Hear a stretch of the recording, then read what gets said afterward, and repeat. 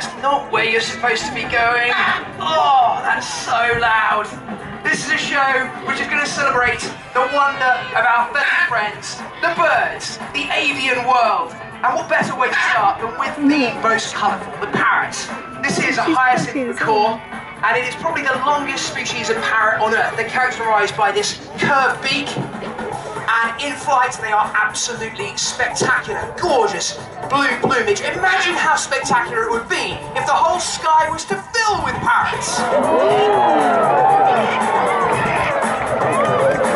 So there's several different species here. We've got the scarlet macaws, and behind them the militaries, the ones that are wearing almost army colours with their green, red and blue. These ones coming over my head now.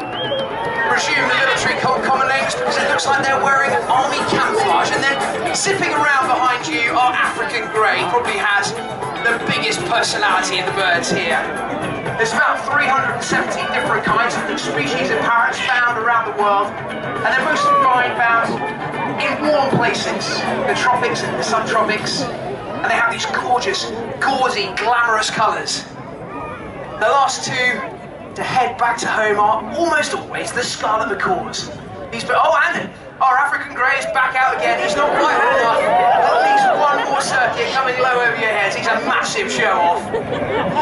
The scarlet macaws, these are birds that can live to a ripe old age. In captivity, they've been known to live to as much as 75 years of age, which makes them one of the oldest lived birds on the planet. Quite often you'll see flocks of these birds, these stunning silhouettes with their long trailing tails over your head, and they're coming in one more circuit and then into land, I think.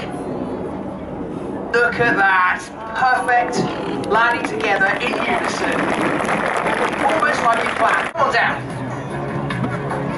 So they are such expert birds on the wing, and as he comes into land, spreading the wings, spreading the tail, giving himself an almost I find myself doing this all the time, like I'm having a conversation with a bird who obviously doesn't understand a single word I'm saying. But, come on, up you go. Up there. Yes. Where's she gone? This hasn't happened before. Maggie! Maggie! There she is. So, Maggie is now going to come around looking for food. There's a couple of little bits of food just scattered around. If she was out in the wild environment, she would be stalking around wetlands and swamps, perhaps where there's shallow water, and using that dagger-like bill to stab down into the water. You're just hopping up so everyone can get a really good look at you. Oh. I was trying to get you to make a sound. Go on, Maggie. No? From their wintering grounds to place like Liz. She's much better with you than she is with me. There she goes. Very, very special sight. The dagger-like beak, the ability to feed on things like mammals and fish and frogs, and of course, this glorious clattering quartet.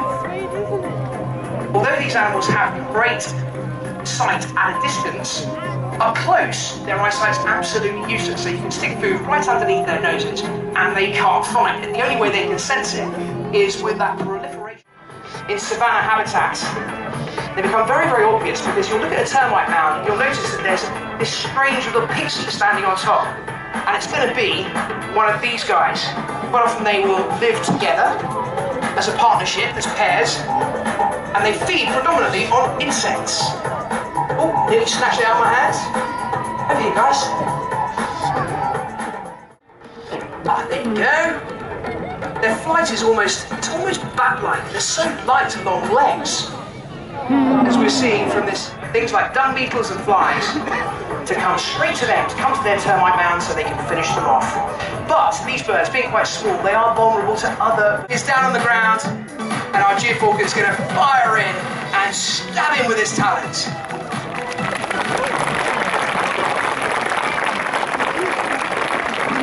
So, one last time, the geofalcon, a bird that lives and hunts in one of the most challenging of all environments, way up in the Arctic Circle, in the frozen north.